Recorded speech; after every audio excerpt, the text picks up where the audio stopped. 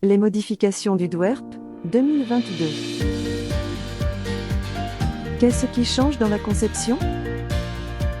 Pour les entreprises de plus de 50 salariés, les résultats de l'évaluation des risques doivent déboucher sur un programme annuel de prévention des risques professionnels et d'amélioration des conditions de travail, PAPRIPACT, mentionnant la liste détaillée des mesures devant être prises au cours de l'année à venir.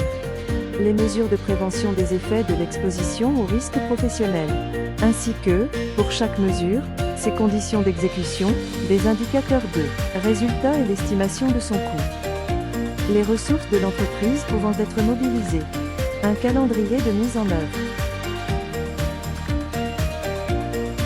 Pour les entreprises de moins de 50 salariés, les résultats de l'évaluation doivent déboucher sur la définition d'actions de prévention des risques et de protection des salariés.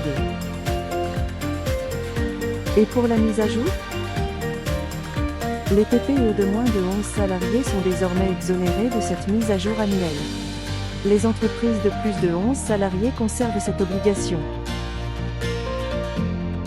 Autres conditions de mise à jour. Bien sûr, quel que soit l'effectif de l'entreprise, le DWERP, ainsi que le PAPRIPACT ou la liste des actions de prévention, doivent être mises à jour.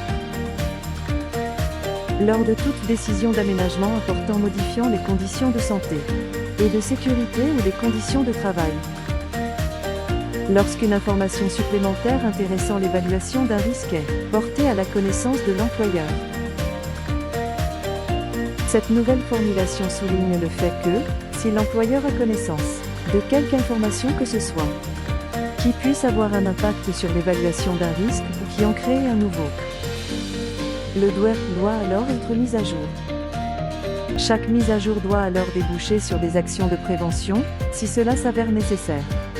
En ce qui concerne l'archivage, l'employeur a désormais l'obligation de conserver le DWERP pour une durée minimale de 40 ans, dans ses versions successives.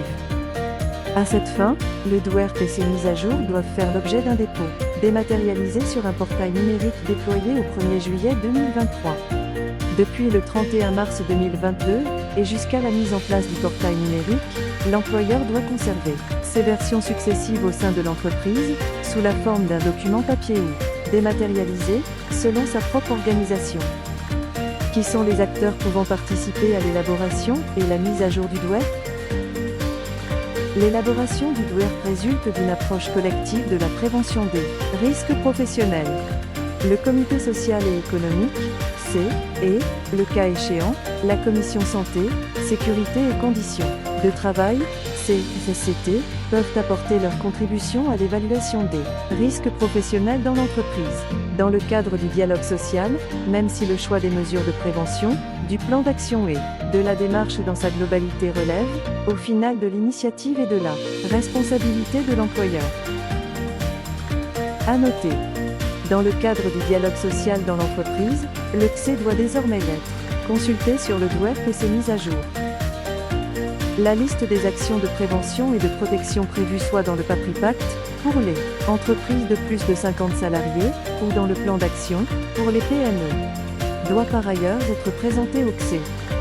Le service de prévention et de santé au travail, SPST, peut également participer à l'évaluation et la prévention des risques professionnels dans l'entreprise. Le DWERP doit d'ailleurs lui être transmis par l'employeur à chaque mise à jour. Le salarié compétent désigné par l'employeur pour s'occuper des activités de protection et de prévention des risques professionnels de l'entreprise peut également contribuer à l'évaluation des risques professionnels. Enfin, les branches professionnelles peuvent accompagner les entreprises dans l'élaboration et la mise à jour du DWERP.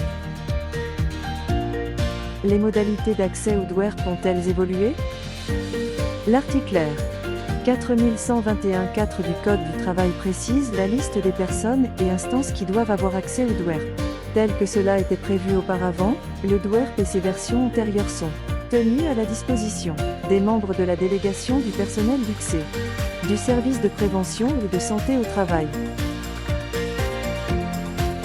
des agents du système d'inspection du travail, des agents des services de prévention des organismes de sécurité sociale, des agents des organismes professionnels de santé, de sécurité et des conditions de travail, constitués dans les branches d'activité présentant des risques particuliers, des inspecteurs de la radioprotection en ce qui concerne les résultats des évaluations liées à l'exposition des travailleurs au rayonnement ionisant, pour les installations et activités dont ils ont respectivement la charge.